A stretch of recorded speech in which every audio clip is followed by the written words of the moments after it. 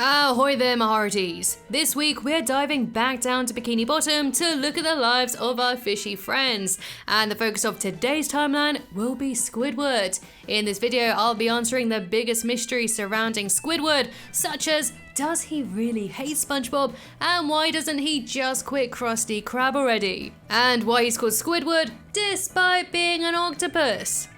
Okay, spoiler alert, I still don't know about that one. Hi, I'm Lydia, and this is the complete timeline of Squidward Tentacles. But first, let's consult the all-knowing magic conch. Subscribe to Lydia Loves Timelines. The shell has spoken! The 2020 movie Sponge on the Run would have you believe that SpongeBob first met Squidward at camp. During a flashback, a young Squidward was convinced he was a shoo-in to win the talent show, but his clarinet performance caused the audience to literally throw up, and the prize instead went to SpongeBob and Patrick. Squiddy was absolutely devastated, so the boys cheered him up by saying that they had won it by mistake, selflessly giving it back to Squidward. As I touched on before, having all of these characters meet at the same time, at the same place, makes the world of SpongeBob feel far too small. So what I'm trying to say is I'll basically be ignoring the third movie, as well as the prequel show for this timeline. I'll only be sticking to the TV show's continuity, which granted is still dicey at best. His childhood and his family. Now, unfortunately for everyone else around him, Squidward's biggest love in his life was playing the clarinet. His passion for music first started when he got his first kazoo, and his skills haven't improved much since being a little kid. We're with the pet hospital down the street, and I understand you have a dying animal on the premises. Squidward is an only child because, as his mother would say, one of him was enough. But he technically does have two adopted brothers, SpongeBob and Patrick, who she adopted in season 11. And his father, well, we don't know too much about him, other than Squidward's father never hugged him. Working at the Krusty Krab. While we don't know when Squidward began working at the Krusty Krab as a cashier, we do know that he's worked there for a very long time, before SpongeBob even came along. This is due to a flashback showing Squidward with lovely long golden locks before they fell out. During the show, we find out that the octopus was only using the Krusty Krab as a stopgap until his clarinet career took off, something he is still waiting for many years later. Meeting SpongeBob. Although his dream of being a world-famous musician hasn't yet materialized, Squidward was still loving life. He had a gorgeous stone house shaped like a face and loved tending to his garden, but his blissful life would come crashing down when one day a bloody pineapple fell out the sky and landed right on him. This fruit was instantly snapped up and bought by a lovely yellow fellow who introduced himself as SpongeBob SquarePants. Now I'm telling you, this was the moment where his life changed forever. His peaceful existence was now filled with the grating laugh of SpongeBob day and night, which would drive even the most patient person mad. To put it very shortly, everything SpongeBob did pissed off Squidward. Whether that was jellyfish catching or even blowing bubbles, but we'll go into more of their love-hate relationship later on in the video. Here's Rivalry with Squilliam. Yes, SpongeBob drives Squidward insane, but there's someone who goes that bit further, and that is his longtime rival Squilliam, and this clash of the bawdy titans has been going on since high school. Squilliam Fancyson is everything Squidward isn't. He's rich, successful, and he likes to remind Squidward of that every single day. Oh, just succeeding in everything you failed in. The first time we meet Squilliam is when he set his nemesis up for failure.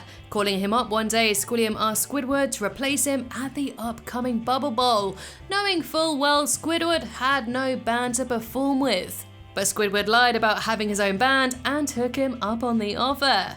and he managed to form a ragtag band, but the only problem was none of them had any musical talent or a clue of what an instrument even was. Is mayonnaise an instrument? On the night of the Bubble Bowl, Squilliam smugly awaited Squidward's spectacular fell in front of thousands of people. Now thankfully, Squidward's band ultimately came together to put on the most awesome performance ever, and this seriously sweet victory would go down as one of the greatest moments in cartoon history. Squilliam was so shocked that he literally had to be carted away on a stretcher. But despite his plan majorly backfiring, Squilliam would continue to taunt and tease Squidward right through the show. Oh no, he's hot! Squidward's other jobs. It's clear that Squidward absolutely hates his job. He's always miserable, and can you blame him having to deal with customers like this? As someone who has worked in customer service for half their life, I totally feel your pain, Squidward. So you may be asking, if he hates his job so much, why doesn't he just quit? Well, technically he has done a few times now. And to help me break down Squidward's biggest I quit moments, as well as some of his other jobs, I've invited my good friend Phantom Strider over onto the channel, aka the biggest SpongeBob fan I know. So take it away, Josh.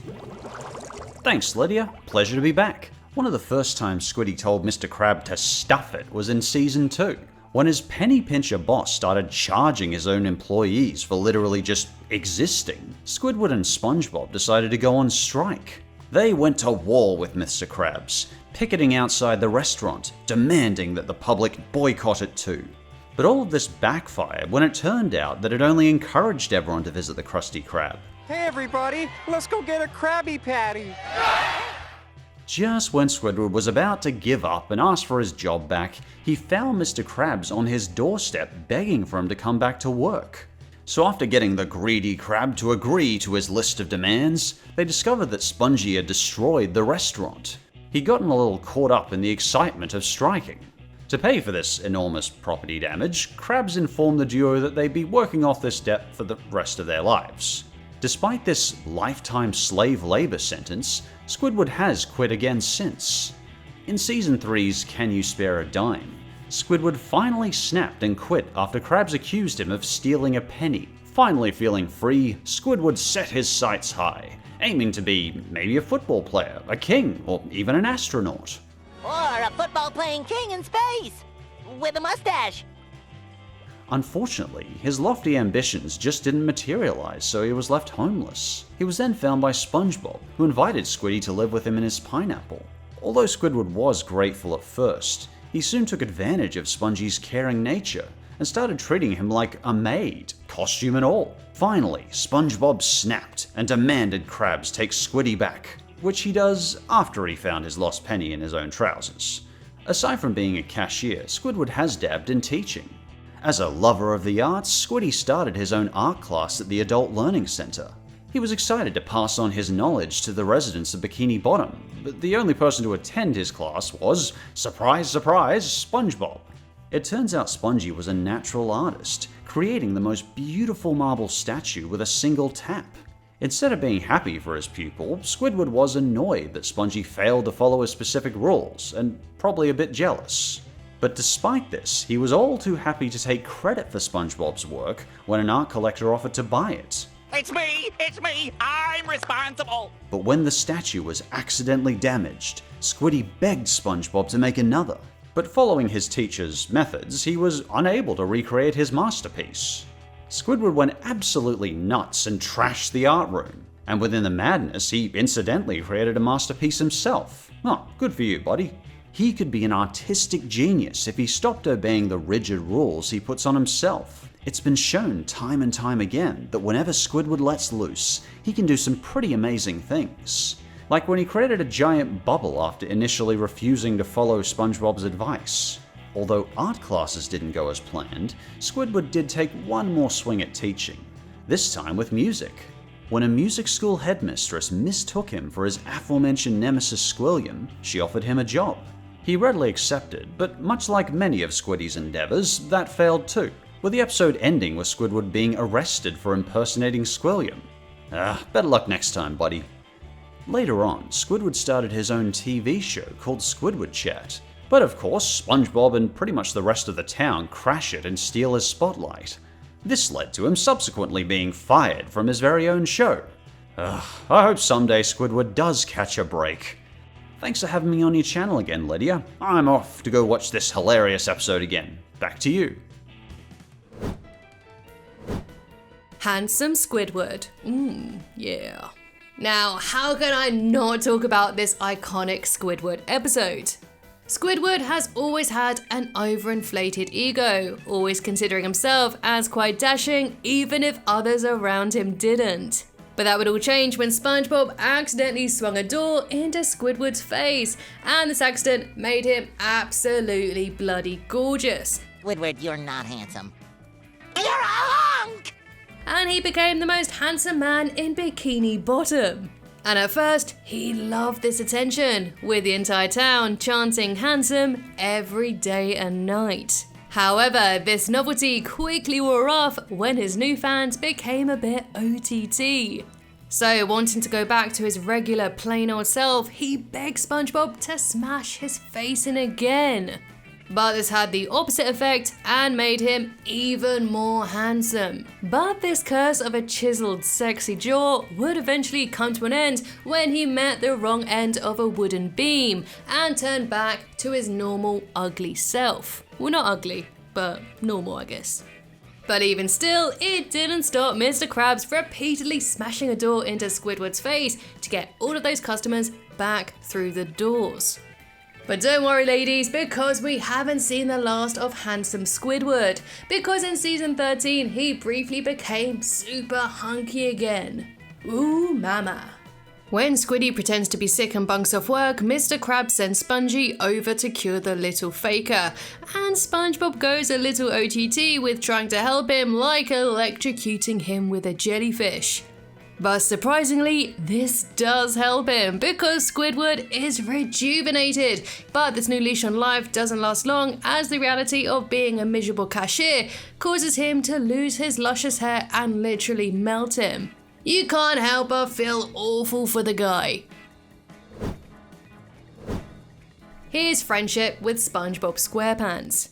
Now, we all know that SpongeBob sees Squidward as one of his best friends. But one of the biggest questions in this show is, does Squidward like SpongeBob? And while you may immediately say no, I don't think Squidward's feelings are that cut and dry. Don't get me wrong, I really love me some SpongeBob antics, but if I had to live next to this high-pitched maniac Sponge every day, I'd be a little grumpy and crazy too. And what's worse is, he has an equally manic best friend with no sense of boundaries, and two of them frequently invite themselves over to Squidward without even knocking. I mean, for Pete's sake, we even find out that Spongy and Patrick even watch Squidward sleep every single night. You sneak into my house every morning? Huh? They are so invasive and incapable of understanding the word no that Squidward even set up an electric fence to keep his nosy neighbours out, which of course failed. Basically, you'd be completely forgiven into believing that Squidward does in fact despise SpongeBob. But personally, I have some doubt. It's easy to forget that Spongy and Squiddy have had their fair share of friendly moments. He stood up for him in the pizza delivery episode when the customer was rude to SpongeBob, and in the classic episode Graveyard Shift, Squidward admitted to liking SpongeBob, although Spongy would then go on to ruin the moment by confessing that he used Squidward's clarinet to unclog his toilet. One of the moments that perfectly sums up Squidward's feelings is in the latest movie, Sponge on the Run. Now, like I mentioned before, I'm not a big fan of the continuity destroying flashbacks in this movie, but what I am a fan of is Squidward's heartwarming speech. When SpongeBob is on the trial for his life, none other than Squidward stepped in to defend him. Squidward publicly admitted that although Spongy does drive him crazy at the best of times, deep down he really does love him. I love him. I love him, and I hate him. Oh. And I can only really compare it to a relationship you'd have with your siblings. Sure, they are teeth-gratingly annoying at times, but you still love them, even if Squidward is reluctant to admit it. The future for Squidward. SpongeBob kind of runs on a sliding timeline, meaning that the characters never age and everything remains a constant around them. But we have seen glimpses into what the far past and distant future looks like for Bikini Bottom. Most specifically in the season 1 episode SB129, when his pesky neighbours hound Squidward about jellyfish catching, he hides at the Krusty Krab. This is where he accidentally locks himself inside a freezer and froze for over 2,000 years. He was finally freed when the door fell off and was discovered none other than Spongetron, who thawed this squidsicle. Squidward is naturally shocked to be in the future, but he's more terrified that even 2,000 years later, he still can't escape the power of SpongeBob. Desperate to go back to his own timeline, Squiddy is directed to a time machine, and he did go back in time but overshot it by a few thousand years. This is where he met SpongeBob and Patrick's caveman ancestors, who happened to be just as annoying. To stop their infernal screeching, he taught them how to jellyfish. And just when you thought you found time to play his clarinet in peace, his music sent them into a crazed frenzy, and so Squiddy ran back to his time machine. He then arrived to a place that is neither past, present, nor future. A vast empty plain of loneliness.